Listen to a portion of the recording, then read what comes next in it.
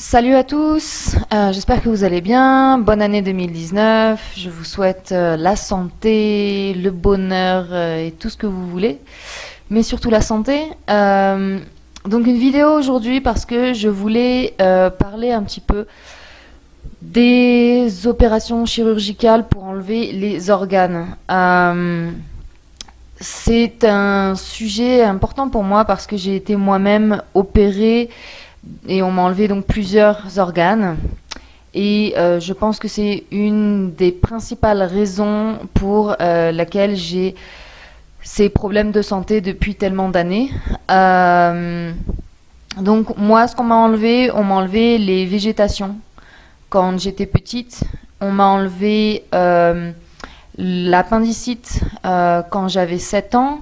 Donc végétation appendicite, c'était à peu près au même moment. Je me souviens plus de l'âge que j'avais avec les végétations. On m'a enlevé les amygdales quand j'avais 20 ans.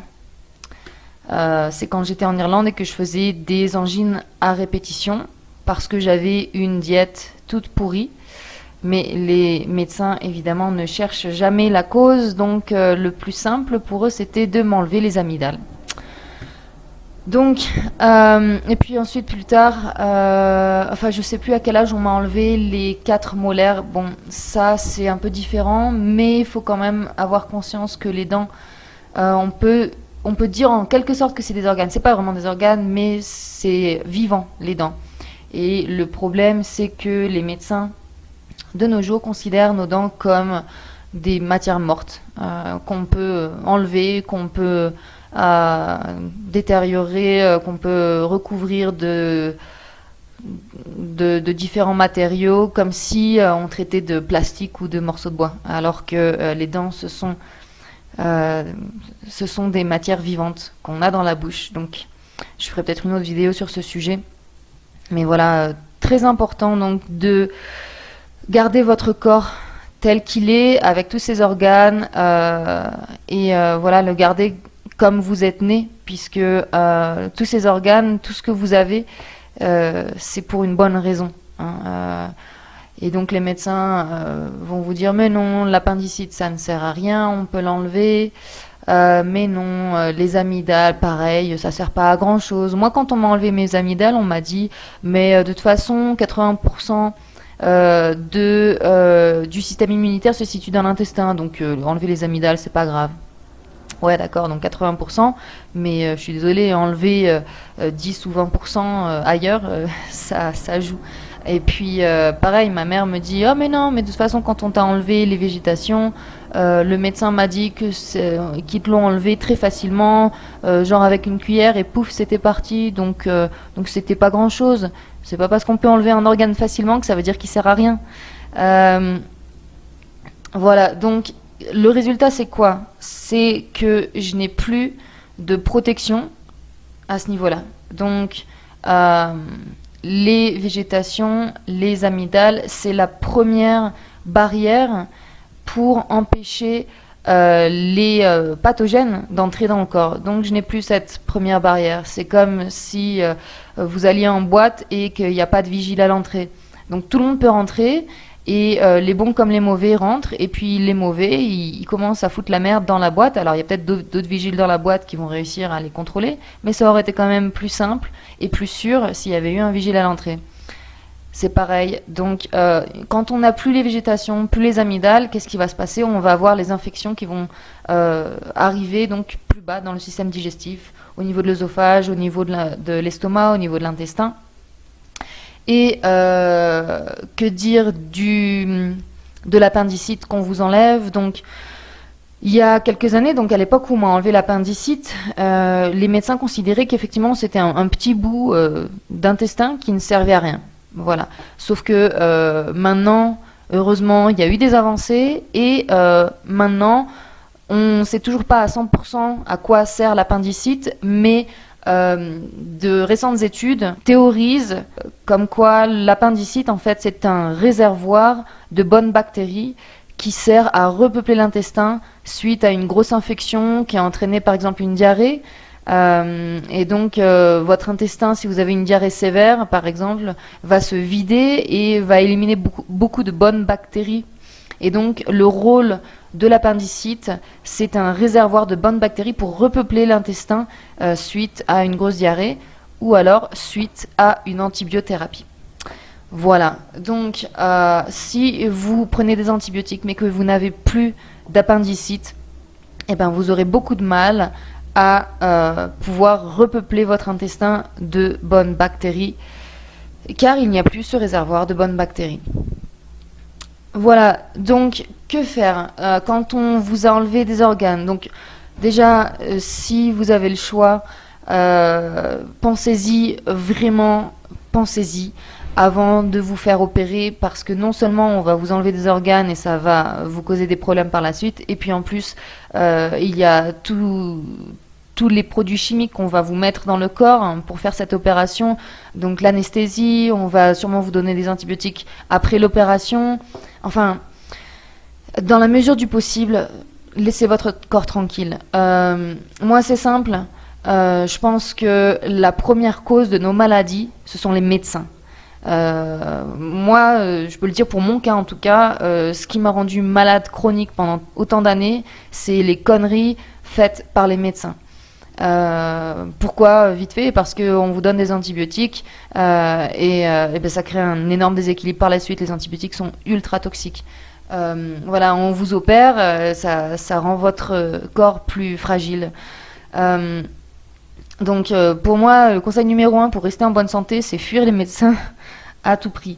Donc que faire? Donc évitez le plus possible de vous faire charcuter, de vous faire enlever quoi que ce soit les dents, que ce soit différents organes. Évitez le plus possible de passer sur la table d'opération. Si vous y êtes déjà passé comme moi, que faire? Donc par exemple, moi qui n'ai plus ces protections d'entrée du corps, donc les amygdales, les végétations, qu'est-ce que je peux faire? Je peux par exemple renforcer l'acidité de mon estomac, comme ça si des pathogènes arrivent à passer la barrière de ma bouche et de ma gorge et arrivent dans l'estomac, au moins m'assurer que j'ai une bonne acidité qui va détruire la plupart des pathogènes. Et puis prendre soin de mon nez, de ma bouche, par exemple nettoyer mon nez avec de l'eau salée, faire des gargarismes avec de l'eau salée et ou de l'acide comme du citron ou du vinaigre. Encore une fois, moi je conseille pas du tout le bicarbonate. Il y en a beaucoup qui pensent que c'est bien de nettoyer sa bouche avec le bicarbonate. Pas moi, parce que la bouche doit être légèrement acide. Donc si vous nettoyez votre bouche avec du bicarbonate, ça va déséquilibrer le pH. Donc moi je conseille pas du tout le bicarbonate. Et que faire par rapport à mon appendicite qu'on m'a enlevé? Eh ben, essayer d'apporter des probiotiques régulièrement à mon corps, en prenant des gélules probiotiques et puis aussi en consommant des aliments fermentés, donc riches en probiotiques naturels. Si par exemple on vous a charcuté en vous enlevant par exemple la vésicule biliaire, que faire? Donc la vésicule biliaire, c'est le réservoir, un réservoir de bile. Et à quoi ça sert la bile? Ça sert à digérer les graisses. Donc si on vous a enlevé par exemple la vésicule biliaire, dans ce cas-là, eh ben, il faut aider votre corps en essayant de remplacer autant que possible ce que faisait la vésicule biliaire. Donc par exemple, si vous avez plus de vésicule biliaire, faites attention avec le gras. Vous pourrez peut-être pas digérer autant le gras que quelqu'un qui a sa vésicule biliaire. Et quand vous mangez du gras, eh bien, aidez votre vésicule biliaire pardon, vous l'avez plus. Donc aidez votre foie, parce que c'est le foie en fait qui produit la bile, et en fait le surplus est stocké dans la vésicule biliaire. Donc aidez votre foie en mangeant avant chaque repas des feuilles amères. L'amertume active stimule le foie, stimule la production de bile. L'acidité aussi, le citron, donc vous pouvez prendre des jus de citron. Et puis sinon, le plus simple en fait, c'est de prendre des enzymes digestives qui contiennent de la bile en fait. Généralement, c'est de la bile de bovin. Voilà. Et puis si par exemple on vous a enlevé un bout d'intestin, qu'est-ce que vous pouvez faire dans ce cas-là? Eh ben, aider votre digestion le plus possible. Faites bien attention d'avoir une acidité suffisamment forte pour que la majorité des protéines soient cassées dans l'estomac pour que votre intestin ait moins de travail. Donc si on vous a enlevé un bout d'intestin, voilà, mettez la priorité sur vraiment prendre soin de votre système digestif haut et puis essayez de manger le plus possible les aliments les plus digestes possibles et évitez trop de fibres puisque les fibres sont indigestes. Donc les fibres quand vous les mangez, donc ça arrive dans votre estomac, c'est très peu cassé dans l'estomac. En fait, on n'a pas l'enzyme cellulase qui permet de casser la cellulose des plantes. Donc, cette cellulose, ces fibres vont passer en fait dans votre estomac, dans votre intestin grêle. Donc, dans l'intestin grêle, il y a certains minéraux, certaines vitamines qui vont être extraites, mais la fibre va rester intacte tout le long de votre intestin grêle, va ensuite arriver au côlon. Et là, dans votre côlon, si vous avez suffisamment de bonnes bactéries, là, les bactéries peuvent casser une partie de la cellulose et la digérer et en faire des acides et des produits comme le butyrate que vous pourrez absorber et qui sont excellents pour la santé. Mais voilà, si vous avez un intestin en mauvaise santé, si on vous a coupé un bout d'intestin, les fibres, ça va être très difficile à digérer et ça va vous abîmer plus qu'autre chose. En ce qui concerne les dents, évitez le plus possible de les toucher. Tout le monde sait que les caries sont dues au sucre, sauf que on nous raconte que les caries, ça vient de l'extérieur. Alors qu'en fait, comme tous nos problèmes de santé, ça vient de l'intérieur. Ça vient de la nutrition. Quand vous avez des caries, ça veut dire que vous êtes mal nourri, que vous avez des carences. Je ferai une prochaine vidéo où je ferai un résumé du livre de Weston A. Price qui est super intéressant, j'en ai déjà parlé dans d'autres vidéos. Et donc voilà, les caries, ça vient de carences nutritionnelles. Donc si vous voyez des caries apparaître dans votre bouche, et ben, la priorité c'est de manger un régime le plus dense possible en vitamines et minéraux. Et Weston A. Price a découvert en fait que ce qui manque le plus et ce qui est la première raison des caries, c'est un manque de vitamines liposolubles. Donc j'en ai parlé dans ma précédente vidéo, donc la vitamine A, vitamine E, vitamine D, vitamine K. Donc quand vous avez des caries à cause de carences en vitamines liposolubles, le mieux c'est de se supplémenter en huile de foie de morue et en beurre bio produit par des vaches nourries à l'herbe. Donc ces deux aliments sont très riches en vitamines liposolubles. Donc voilà, dans la mesure du possible, évitez de vous faire opérer, de vous faire enlever des dents, de vous faire enlever des organes. Évitez aussi de vous faire des piercings, de vous faire des tatouages, parce que votre corps considère les piercings comme un corps étranger. Donc il va essayer d'attaquer.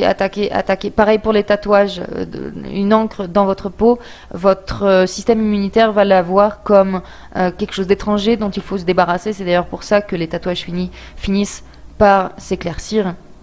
C'est parce que le corps les attaque. Donc si vous faites des piercings, des tatouages, eh ben, sachez que vous aurez une inflammation permanente que vous ne sentirez pas forcément, mais elle est là et votre corps sera en train de lutter pendant toutes ces années pour essayer de débarrasser votre corps de ces intrus. Donc vous perdez en fait une partie de votre système immunitaire qui pourrait servir à vous protéger contre d'autres virus, etc. Eh ben, il est en train de lutter contre vos piercings et vos tatouages au lieu de faire d'autres choses qui seraient plus utiles pour vous. Donc voilà, dans la mesure du possible, gardez votre corps intact. C'est très important. Voilà. Eh bien, bon courage pour la suite si vous êtes en train de faire le protocole. Et puis, voilà, on se parle dans les commentaires. N'hésitez pas si vous avez des choses à me dire ou des questions. Ciao.